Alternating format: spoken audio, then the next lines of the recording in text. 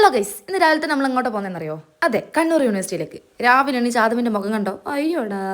കുറച്ചു നേരം കണ്ണാടിന്റെ മുന്നിൽ എന്നിട്ട് കുറച്ച് കോപ്രായങ്ങളൊക്കെ അതിനെ കൊണ്ട് കാണിച്ച് അങ്ങനെ ഉപ്പച്ചി ഇറങ്ങുന്നില്ലേ, ഇനി ഇറങ്ങിക്കില്ലെങ്കിൽ ബസ് പോകും. ഇത് പറഞ്ഞപ്പോൾ ഞാനും ഇറങ്ങി ഗൈസ്. KSRTC ഗ്യാരേജ് ഇവിടെ അടുത്തായതുകൊണ്ട് ഞങ്ങൾ അങ്ങനെ ബുള്ളറ്റ് തന്നെ മൂന്നാളും കുത്തിക്കിടിച്ചിരുന്ന് വേറെ ആരും കാണിക്കരുതെന്നുള്ള അഭിപ്രായത്തെ മാനിച്ചുകൊണ്ട് ഞാൻ എന്നെ മാത്രം കാണിക്കുന്നു. അങ്ങനെ നമ്മൾ KSRTC ഗ്യാരേജിലെത്തി. ബസ്സിന്റെ ടൈം വെച്ചുകൊണ്ട് കറക്റ്റ് സമയത്ത് നമ്മൾ എത്തുകയും ചെയ്ത് ബസ് കയറുകയും ചെയ്ത്. ബസ് കാലി, നമ്മൾ മാത്രം. ഉമ്മച്ചിക്ക് സൈഡിലിരിക്കണം, എനിക്ക് സൈഡിലിരിക്കണം. അങ്ങനെ ഉമ്മച്ചി മുന്നത്തെ സൈഡിലിരുന്ന് ഞാൻ ബാക്കത്തെ സൈഡിലിരുന്നു. കണ്ടക്ടർക്ക് തലവേദന വന്നു. രാവിലെ തന്നെ മൂപ്പര് വിക്സ് ഒക്കെ തേക്കുന്നുണ്ട്. അതിനെ കൂട്ടി ക്യൂട്ട് വീഡിയോ എടുക്കാന്നുള്ള എന്റെ പരിശ്രമം പരാജയപ്പെട്ടു. ആദ്യം ഒരു വൈക്ക് എടുക്കുന്നില്ലാന്ന്. അങ്ങനെ നമ്മൾ ബസ് സ്റ്റാൻഡ് എത്തി. കുറച്ചേരം അങ്ങനെ ഇരുന്ന് കുറച്ച് ആൾക്കാരൊക്കെ കയറാനുണ്ടായിരുന്നു. ബസ് സ്റ്റാൻഡ് കഴിഞ്ഞപ്പോൾ ആള് മൊത്തം അങ്ങ് കൂടിയെന്ന്, സീറ്റൊക്കെ ഫുള്ള്. അങ്ങനെ നമ്മളെ യാത്ര അങ്ങ് തുടങ്ങി. ബസ് എടുത്ത് മുന്നോട്ട് മുന്നോട്ട് മുന്നോട്ട്. സൈഡ് കൂടെ ഇങ്ങനെ നോക്കുമ്പോൾ എന്ത് രസമല്ലേ, നല്ല ഗ്രീനറി ഒക്കെ കാണുന്നുണ്ട്, പ്രകൃതി രമണീയമായ സ്ഥലങ്ങൾ. എന്താ അല്ലേ ഇങ്ങനെയൊക്കെ വിചാരിച്ചിരുന്ന് കയറിയത്. പക്ഷെ എന്താ അറിയില്ല, 2 വീലറില്ലാതെ വേറെ ഏത് വണ്ടി പോയാലും എനിക്കൊരു തലക്കന. സോ ഞാൻ അവിടെ മെല്ലെ ഇങ്ങനെ അങ്ങ് ഇരുന്ന് വീഡിയോന് വേണ്ടി കുറച്ച് വീഡിയോസ് എടുത്ത് വെച്ച്. അത്ര തന്നെ. എന്തൊക്കെ പറഞ്ഞാലും KSRTC ഒരു വൈബ് തന്നെ. നല്ല കോട മഞ്ഞും പുറത്ത് നല്ല തണുപ്പും നല്ലൊരു ക്ലൈമറ്റ്. പക്ഷേ വണ്ടി പോകാനല്ല, കിടന്നുറങ്ങാൻ. പിന്നെ പറയാൻ മറന്ന്, എൻ്റെ കൂടെ എൻ്റെ ഒരു ഫ്രണ്ടും കൂടെ ഉണ്ട്, കോളേജിൽ ഒന്നിച്ചു പഠിച്ച എൻ്റെ ഫ്രണ്ട്. ഞാനുള്ള വീഡിയോ എടുത്ത വിവരം മൂപ്പത്തി അറിഞ്ഞിട്ടില്ല. സോ അറിഞ്ഞാൽ ബാക്കി അറിയാം. അങ്ങനെ നമ്മളെ യാത്ര തുടർന്നുകൊണ്ടേയിരുന്നു. ഉമ്മ മുന്നിലാ, കാണുന്നില്ല ഒരു ചോന്ന തട്ടം, അതന്നെ. പിന്നെ ഓളിലോണ്ട് കുറച്ചേരം വർത്താനൊക്കെ പറഞ്ഞ് അങ്ങനെ ഇരുന്ന്. പിന്നെ രാവിലെയല്ലേ, ഉറക്കങ്ങ് ശരിയായിട്ടില്ല. സോ ഞാൻ കിടന്നുറങ്ങി.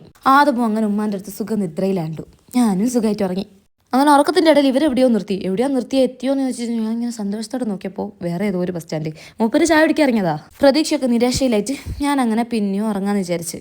സോ പിന്നെയും ഞാൻ ഉറങ്ങാൻ നിന്ന്. കണ്ടോ എൻ്റെ ഇപ്പുറത്തുള്ള ആളെ? അയ്യോ വീഡിയോ എടുക്കലേ. അങ്ങനെ അങ്ങോട്ട് പിന്നെയും യാത്ര തുടങ്ങി. വണ്ടി ഇങ്ങനെ പോയിക്കൊണ്ടിരിക്കുന്നുണ്ട്. ഇപ്പത്തുള്ള പ്രതീക്ഷയിൽ ഞാനും അങ്ങനെ ഉറങ്ങുന്നുണ്ട്. അങ്ങനെ 2.5 മണിക്കൂർ യാത്രക്കൊടുവിൽ നമ്മൾ കണ്ണൂരെത്തിയിട്ടുണ്ട്. എന്താ അറിയില്ല, ഒരു സന്തോഷമാണ്. നല്ല സുഖമായിട്ടുള്ള ബസ് യാത്ര. എവിടെ യൂണിവേഴ്സിറ്റി എന്ന് പോലും അറിയാണ് ഞങ്ങൾ അങ്ങനെ നടക്കാൻ തുടങ്ങി. ബസ്സിലുള്ള ഒരു പറഞ്ഞ് ഓട്ടോറിക്ഷ കയറിയാൽ മതിയെന്ന്. ഓട്ടോക്കാരൻ പറഞ്ഞ് നടക്കാനുള്ള ദൂരമുള്ളൂ. അപ്പോൾ നമ്മൾ നടക്കാൻ തുടങ്ങി. വഴിയൊക്കെ ചോദിച്ചാണ് ഞങ്ങൾ നടക്കുന്നത്. അപ്പുറത്ത് കണ്ടവരോട് ഇപ്പുറത്ത് കണ്ടവരൊക്കെ വഴി ചോദിച്ച്, ഇതാണോ യൂണിവേഴ്സിറ്റിയിലേക്കുള്ള വഴിയെന്ന്. വഴി കണ്ടിട്ട് ഞാനും എന്താ വിളിച്ച്. യൂണിവേഴ്സിറ്റി എന്നൊക്കെ പറയുമ്പോൾ ഞങ്ങൾ അങ്ങനെയാണല്ലോ വിചാരിക്കുക. അങ്ങനെ ആൾ ഒരു 5-10 മിനിറ്റ് ഇങ്ങനെ നടന്ന്. എന്തായാലും സ്ഥലം ഒരു മെനയില്ല. എങ്ങനെയായാലും മഴയൊന്നും ഇല്ലായിരുന്നു കേട്ടോ, പടച്ചാൻ കാത്ത്. അത് പിന്നെ ഞാൻ തന്നെ എടുക്കാന്ന് പറഞ്ഞിട്ട് ഞാൻ തന്നെ ഉമ്മാൻ്റെ അടുത്തേക്ക് വാങ്ങി. എന്നാലും എനിക്കൊരു എക്സ്പ്രഷൻ ഇല്ലാന്ന്. വണ്ടികളൊക്കെ പോകുമ്പോൾ അതിൻ്റെ ടയറും അതിൻ്റെ ഫംഗ്ഷനും അതെങ്ങനെയാണ് പോകുന്നതെന്നും ഒക്കെ അങ്ങോട്ടും ഇങ്ങോട്ടും തിരിഞ്ഞു മറിഞ്ഞ് നോക്കുന്നുണ്ട്. എന്നാലും ഫോണിലേക്കൊരു നോട്ടം. ഗൈസ്, തിരിഞ്ഞു മറിഞ്ഞ് കളിച്ചും ചിരിച്ചും അങ്ങനെ നടത്തത്തിനൊടുവിൽ നമ്മൾ കണ്ണൂർ യൂണിവേഴ്സിറ്റിൻ്റെ ഗേറ്റിനടുത്തെത്തി. കണ്ടോ, കണ്ണൂർ യൂണിവേഴ്സിറ്റി. 2 പോലീസൊക്കെ ഉണ്ട്, സെക്യൂരിറ്റിയാ തോന്നുന്നു. സെക്യൂരിറ്റി ഗാർഡൊക്കെ അങ്ങനെ നമ്മൾ വീഡിയോ എടുക്കുന്ന കണ്ട് എൻ്റെ ഫാനായല്ലോ വിചാരിച്ചിട്ട് ഞാൻ അങ്ങനെ വീഡിയോ എടുക്കാൻ നിന്നിട്ടില്ല. ഞാൻ അവിടെ നിന്ന് അങ്ങനെ നടന്ന് കണ്ണൂർ യൂണിവേഴ്സിറ്റിൻ്റെ ഉള്ളിലേക്ക് എൻ്റർ ചെയ്ത്. അപ്പോഴാണ് വലിയൊരു സ്ഥലം. പഠിക്കണം, എവിടെയൊക്കെ പഠിക്കണം അല്ലേ.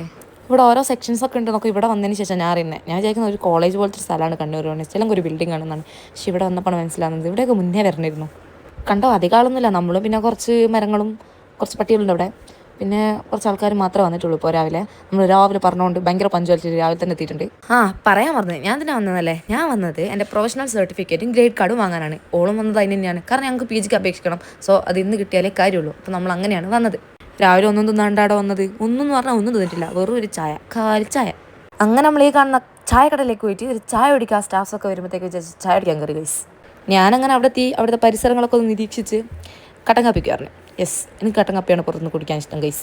എന്നിട്ട് സമയമൊന്നും പോകുന്നില്ല ഗൈസ്. അങ്ങനെ ഞങ്ങൾ അവിടെയുള്ള പുഴ പോലത്തെ ഒരു സംഭവമൊക്കെ ഉണ്ടായിരുന്നു, കൊള്ളാൻ തോന്നുന്നു. അതൊക്കെ നിരീക്ഷിച്ച് അവിടെ സാധനങ്ങളൊക്കെ കണ്ട് അങ്ങനെ ഇരുന്ന് നല്ല രസമുണ്ടായിരുന്നു.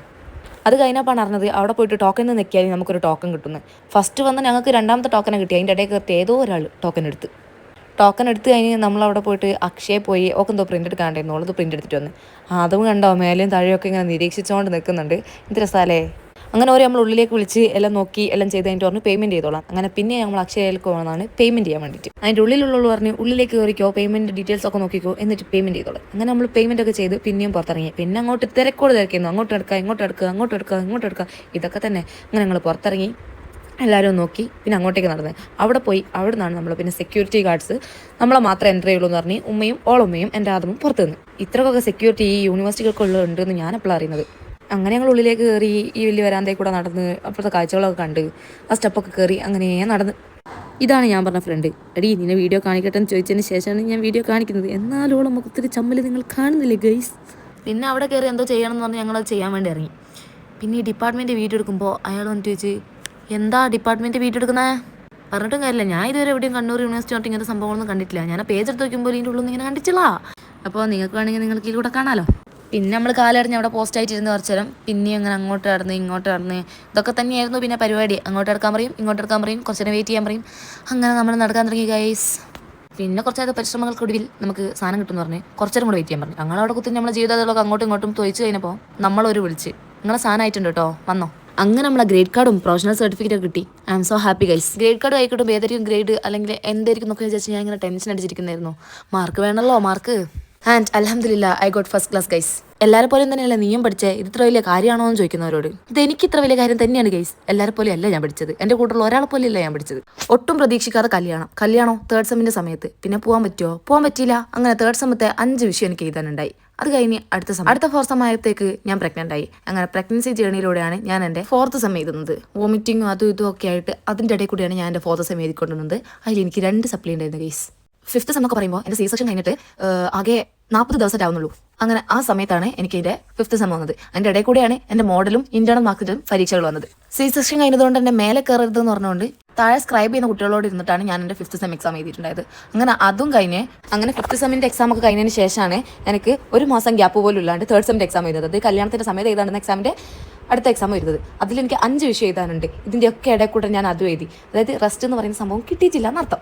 അങ്ങനെ അതും എക്സാം എഴുതി കഴിഞ്ഞ് കുറച്ചങ്ങനെ കഴിഞ്ഞപ്പോൾ അങ്ങനെ 6th സെമ്മിലേക്ക് എത്തി. 6th സെം എക്സാം കഴിഞ്ഞ് 6th സെം എക്സാം കഴിഞ്ഞപാട് പ്രൊജക്റ്റിൻ്റെ വൈവ ഇതിൻ്റെ ഇടയിൽ പ്രൊജക്റ്റൊക്കെ ചെയ്തിട്ടുണ്ട് കേട്ടോ.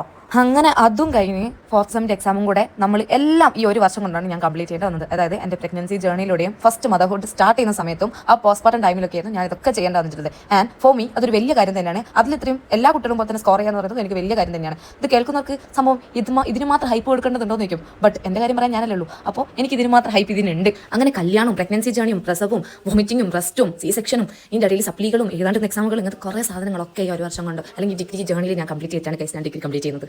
മെറ്റേണിറ്റി ലീവായിട്ട് നമുക്ക് കണ്ണൂർ യൂണിവേഴ്സിറ്റി ചെയ്യുന്നത് വെറും 2 മാസം പ്രസവിച്ച് കഴിഞ്ഞാൽ വേണ്ടെന്ന് വെച്ചാൽ ഞാൻ അതിന് മുന്നേ 9ാം മാസത്തിലൊക്കെ കോളേജിലേക്ക് പോയി. പക്ഷേ പല ടീച്ചേഴ്സിൻ്റെയും നല്ല മനസ്സിലാക്കണം എനിക്ക് പല സമയത്തും ഒരു റിഡക്ഷൻ തന്നിട്ടുണ്ട്. അങ്ങനെ എൻ്റെ മാത്രം സ്ട്രഗിൾ അല്ല, കുറേ ആൾക്കാർ സപ്പോർട്ടും കൂടെ കൊണ്ടാണ് ഞാൻ ഡിഗ്രി കംപ്ലീറ്റ് ചെയ്തത്. And thanks for every one who supported me. കഥ പറഞ്ഞ് സമയം പോയതറിയില്ല. അങ്ങനെ ഞങ്ങൾക്ക് ബസ് കിട്ടിയിട്ടുണ്ട്. ഞങ്ങൾ അങ്ങനെ തിരിച്ച് വീട്ടിലേക്ക് പോകുന്നതാണ്. വീഡിയോ ഇഷ്ടമായാൽ സബ്സ്ക്രൈബ് ചെയ്യാനും സപ്പോർട്ട് ചെയ്യാനും കമൻറ്റ് ചെയ്യാനും ലൈക്ക് ചെയ്യാനും മറക്കരുത്. അപ്പോൾ എല്ലാവരും സപ്പോർട്ടും വേണം. അപ്പോൾ ശരി guys, tata bye, see U.